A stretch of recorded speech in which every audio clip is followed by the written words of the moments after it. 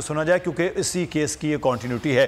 एक और खबर से आपको आगाह करें कि सुप्रीम कोर्ट के बाहर पुलिस और वकला में बदनज़मी हुई है, क्योंकि आज वकला बाहर शार दस्तूर पर मौजूद हैं। उनकी जानिब से एक पुरअमन एहतजाज भी किया जा रहा है। आलिजा हमारे नुमाइंदे इस वक्त हमारे, क्या मामला हुआ है आलिजा इस वक्त पुलिस और वकला के दरमियान?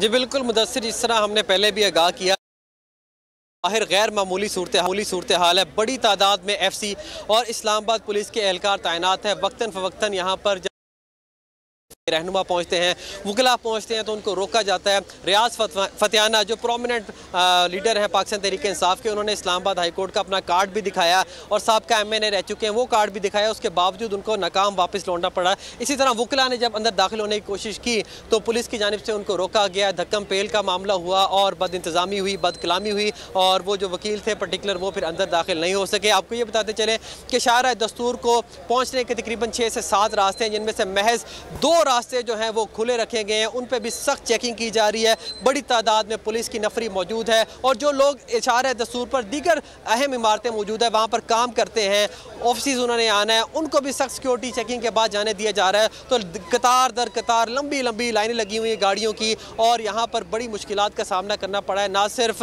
यहाँ पर जो काम करते हैं उन लोगों को भी, वकला को भी और साथ ही साथ मीडिया वर्कर्स को भी यहाँ पर काफ़ी मुश्किलात का सामना करना पड़ा जब वो शार दस्तूर पहुँचे। तो वकला वक्तन फ़वक्तन अदलिया के, आला अदलिया के और जो सुप्रीम कोर्ट के मौजूद जज साहिबान हैं उनके हक में नारेबाजी करते हैं, उनके साथ इजहार यकजहती के लिए पहुँचे हैं। जुड़वा शहरों की जो वकला तंजीमें हैं बड़ी तादाद में उनके पर मौजूद है। सेनेटर आजम स्वाति यहाँ पर मौजूद हैं, साथ ही साथ हमाद अजहर भी आपसे कुछ ही देर कबल पहुँचे हैं और यहाँ पर आलिजा आप हमें आगाह कर रहे हैं सूरत हाल से मुताल्लिक, बहुत शुक्रिया, आप हमारे साथ रहिएगा।